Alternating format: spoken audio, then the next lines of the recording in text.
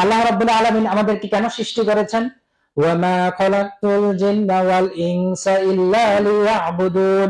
আর আমি জিন ও মানব জাতিকে একমাত্র আমার ইবাদত করার জন্যই সৃষ্টি করেছি।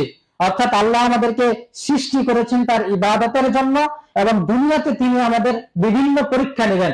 সূরা বাকারা 155 নম্বর আয়াত, তিনি আমাদেরকে বিভিন্নভাবে পরীক্ষা করবেন। সূরা মুলকের 2 নম্বর আয়াত আল্লাহ বলছেন, আল্লাযী খালাকাল মাউতা ওয়াল হায়াতা লিয়াবলুয়াকুম আইয়ুকুম আহসানু আমালা। আল্লাহ রাব্বুল আলামিন সৃষ্টি করেছেন মৃত্যু এবং জীবন তোমাদেরকে পরীক্ষা করার জন্য, যে কর্মের দিক দিয়ে তোমাদের ভিতরে কে শ্রেষ্ঠ। আবার আমাদেরকে কি করতে হবে? একদিন মারা যেতে হবে। আমরা পৃথিবীতে এসেছি একমাত্র আল্লাহর ইবাদত করার জন্য, পৃথিবীতে এসেছি প্রতিনিধি হিসেবে। তিনি আমাদেরকে বিভিন্ন ভাবে পরীক্ষা করবেন। আবার আমাদেরকে একদিন মৃত্যুবরণ করতে হবে, আল্লাহর কাছে ফিরে যেতে হবে। আমাদের আমলনামা যদি ভালো হয়, আমরা যদি আমলনামা ভালো করতে পারি তাহলে আমরা জান্নাতে যাব, যদি খারাপ করি তাহলে আমরা জাহান্নামে যাব।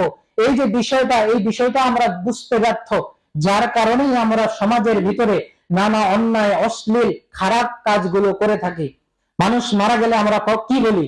قالوا إنا لله وإنا إليه راجعون। বলুন, নিশ্চয় আমরা আল্লাহর জন্য এবং নিশ্চয়ই আমরা তার দিকেই প্রত্যাবর্তনকারী। قل إن الموت الذي تفرون منه فإنه ملاقيكم। বলো যে মৃত্যু হতে তোমরা পলায়ন করছো, তা অবশ্যই তোমাদের সাথে একদিন সাক্ষাৎ করবে। অর্থাৎ আমাদেরকে সৃষ্টি করা হয়েছে আল্লাহর ইবাদত করার জন্য। যদি আমরা ইবাদত করি জান্নাতে যাব, ইবাদত না করলে জাহান্নামে যাব। অর্থাৎ আমাদেরকে একদিন মৃত্যুবরণ করতেই হবে।